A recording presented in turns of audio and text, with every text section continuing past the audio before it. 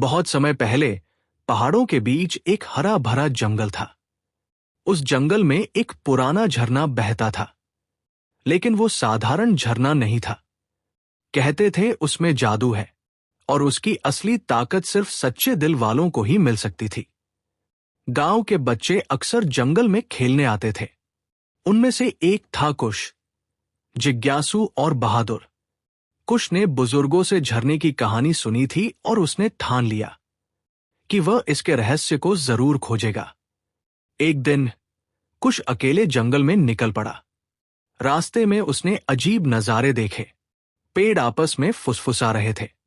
रंग बिरंगे पक्षी ऐसे गा रहे थे जैसे कोई सुरों की महफिल हो, और जानवर उसे डराने की बजाय मुस्कुरा कर देख रहे थे। आखिरकार कुश झरने तक पहुंचा।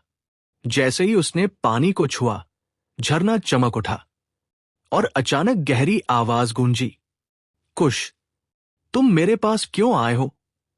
कुश कांपते हुए बोला, मैं जानना चाहता हूं कि तुम्हारा रहस्य क्या है।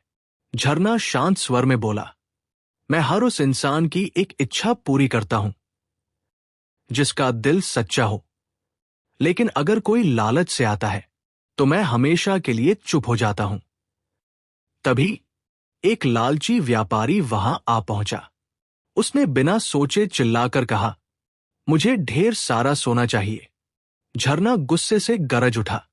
तेज धार व्यापारी के मुंह पर पड़ी और वो डरकर भाग गया। झरना फिर शांत हो गया। अब कुश की बारी थी। झरने ने पूछा, और तुम, कुश, तुम्हारी क्या इच्छा है?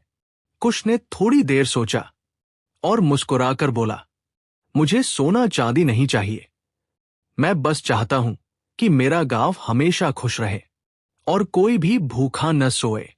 झरना चमकने लगा और बोला, तुम्हारा दिल सच्चा है कुश, तुम्हारी इच्छा पूरी होगी। उस दिन से गांव में कभी अकाल नहीं पड़ा। झरने का पानी खेतों को सींचता रहा और हर साल भरपूर फसल होती रही। गांव वाले कुश की बहादुरी और उसकी निस्वार्थ इच्छा को हमेशा याद करते रहे।